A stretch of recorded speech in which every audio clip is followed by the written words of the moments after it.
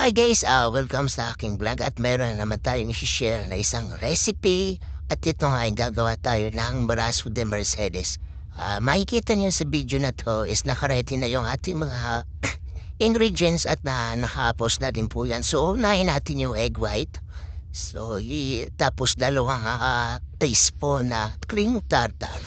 Paikutin lang natin yan ng number 3. So, pag umalsa na siya, saka natin ibubuhos yung asukal na paunti-unti. So, ayan yung asukal is 240 grams. So, kailangan yung mixture natin is soft lang. Hindi masyadong matigas. Medyo creamy siya. Ganyan texture po. So, ayan, okay na yung ating egg white. Ililipat na lang natin dyan sa food pan. So, nilagyan ko dyan is 2 food pan.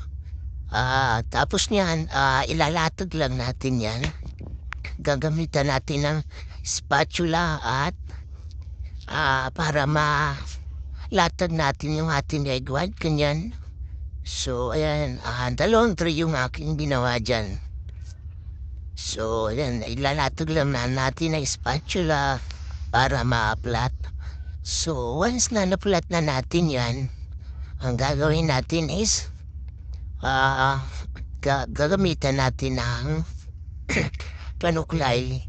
So, ayan, susuklay lang natin sa taas. Para pag naluto siya is may style siya. Once na naluto na natin yung ating egg white. Ayan yung ating pinaka-base na gagawin. So, yan, gagawa muna tayo ng ating pampalaman sa egg white. So, inuna ko yung egg yolk. Tapos, nilagay ko na yung condense. Yung condense dyan is 390. So, sa atin is 1 kanyan. Tapos, vanilla.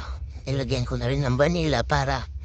Tapos, yung lemon. So, kaya ako nilagyan ng lemon para mawala yung lansa ng egg yolk. So, ayan. Mimixture lang natin yan, tapos ilulutuin na lang natin. So, ganyan na yung texture niyan. So, ilalagay ko na lang yan mamaya sa fridge para lumamig.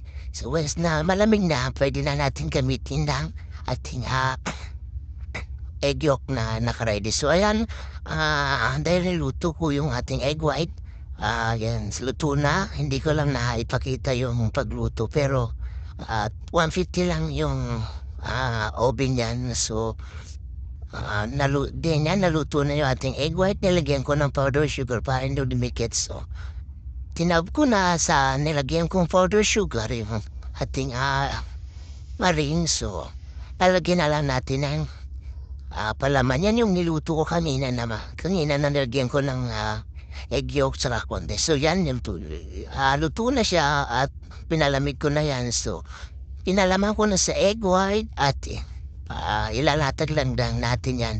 Katapos niyan, pag nailatag na natin sa egg white yung ating palaman, gagawin lang natin is i-roll na lang natin yan. Makikita nyo sa video na to is kung paano natin i-roll. So ganyan, i-roll lang natin yung ating braso de Mercedes para ganyan, una natin is tutupin lang muna natin yung pinakadulo. Tapos ikutin. So, ayan, babalutin natin yung papel na yan. So, ayan, binalot na natin ng papel at ilalagay lang natin yan muna sa fridge para maset at lumamig lumamig siya. So, ayan, at nilabas ko na nga siya. So, ito na yung ating finished product na braso de Mercedes. Sana nasundan niyo yung aking paggawa at maraming salamat po sa panonood.